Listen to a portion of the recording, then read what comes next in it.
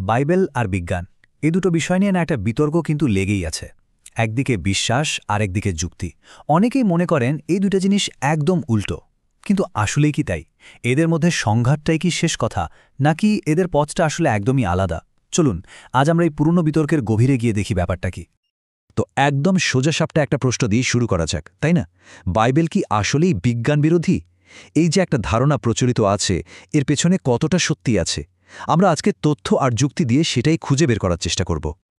ব্যাপারটা কি জানেন? এই যে সংঘাতের ধারণাটা, এটা বেশিরভাগ সময়ে তৈরি হয় একটা ভুল বোঝাবুঝি থেকে। আমরা যখন বাইবেল আর বিজ্ঞানের উদ্দেশ্যটাকেই গুলিয়ে ফেলি, তখনই সমস্যাটা হয়।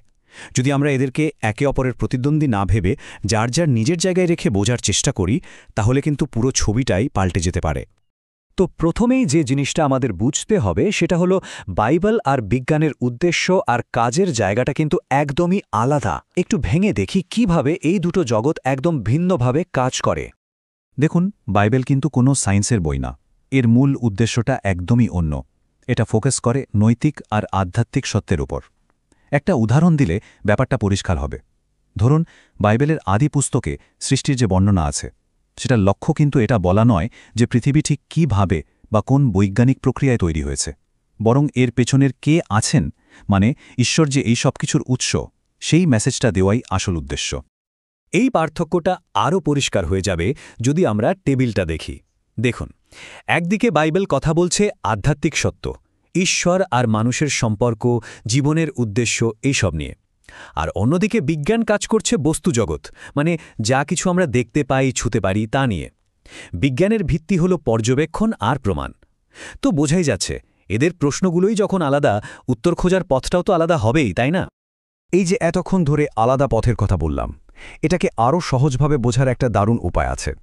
আর সেটা হলো কিভাবে আর কেন, এই দুটো প্রশ্নের দিকে নজর দেয়া। এটাই কিন্তু পুরো বিতর্কের আসল চাবিকাঠি। বিজ্ঞান ওর কাজই হলো কিভাবে এই প্রশ্নটা করা।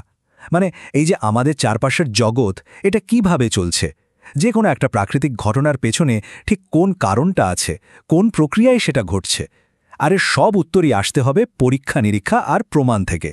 যা কিছু যাচাই করা যাবে সেটাই বিজ্ঞান। আর ঠিক এর উল্টো দিকে বাইবেল প্রশ্ন করে, কেন? আমরা কেন আছি? আমাদের জীবনের উদ্দেশ্যটা কি? কোনটা ঠিক, কোনটা ভুল? এই যে গভীর প্রশ্নগুলো, এগুলোর উত্তর তো আর ল্যাবরেটরিতে টেস্ট করে পাওয়া সম্ভব না, তাই না? এগুলো হলো আধ্যাত্মিক অনুসন্ধানের বিষয়। আচ্ছা, একটা মজার ব্যাপার কি জানেন? ইতিহাসে যদি আমরা তাকাই, তাহলে দেখব এমন অনেক বড় বড় বিজ্ঞানী ছিলেন যাদের জীবনে বিশ্বাস আর বিজ্ঞান চর্চা কিন্তু একসঙ্গেই চলেছে। আর এটাই তো সবচেয়ে বড় প্রমাণ যে এই দুটো বিষয় আসলে সবসময় একে অপরের শত্রু ছিল না। নামগুলো শুনলেই অবাক হতে হয়। Isaac Newton, Gregor Mendel, Luis পাস্তুর, Johannes Kepler. ভাবুন একবার, এরা সবাই বিজ্ঞানের এক একটা দিক পুরো বদলে দিয়েছিলেন। আর মজার ব্যাপার হলো, এরা প্রত্যেকেই ছিলেন গভীর ঈশ্বর বিশ্বাসী। তাদের কাছে বিজ্ঞান ছিল ঈশ্বরের সৃষ্টিকে আরও ভালোভাবে জানার একটা পথ। বিশ্বাসী ছিল তাদের আসল অনুপ্রেরণা। তাদের সবার মধ্যে না একটা কমন আইডিয়া কাজ করত। তারা বিশ্বাস করতেন যে এই যে মহাবিশ্ব, এটা যেহেতু একজন সৃষ্টিকর্তা তৈরি করেছেন, তাই এর মধ্যে অবশ্যই একটা নিয়ম, একটা শৃঙ্খলা থাকবে। আর বিজ্ঞান হলো সেই নিয়মকানুনগুলো খুঁজে বের করার একটা দারুণ উপায়। মানে তাদের কাছে বিশ্বাস আর বিজ্ঞান কখনোই আলাদা ছিল না, বরং একটা আরেকটার পরিপূরক ছিল। তাহলে মনে একটা প্রশ্ন আসতেই পারে, তাই না?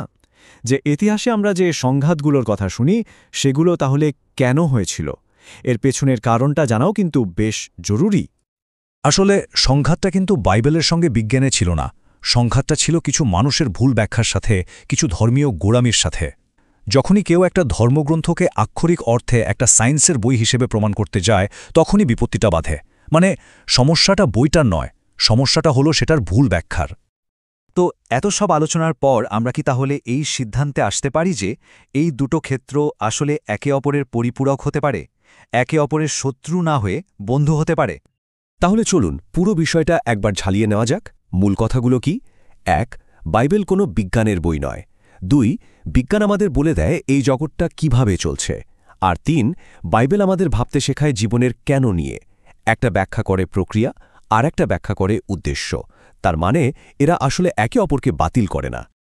সুতরাং শেষ পর্যন্ত আমরা বলতে পারি বিজ্ঞান আর বাইবেলকে জ্ঞানের দুটো আলাদা কিন্তু পরিপূরক অংশ হিসেবে দেখা যেতেই পারে। একটা আমাদের শেখায় মহাবিশ্ব কিভাবে কাজ করে তার নিয়মকানুন, আর অন্যটা আমাদের নিজেদের অস্তিত্বের অর্থ আর উদ্দেশ্য নিয়ে ভাবতে শেখায়। দুটোকে একসাথে মেলালে হয়তো জ্ঞানের আরও বড় আরও পূর্ণাঙ্গ ছবি পাওয়া সম্ভব। শেষ পর্যন্ত প্রশ্নটা কিন্তু থেকেই যায়, জ্ঞান এবং বিশ্বাস এই দুটো কি সত্যি একসাথে পথ চলতে পারে? এই গভীর প্রশ্নটা ভাবনার জন্য রেখে আজকের আলোচনা এখানেই শেষ করছি।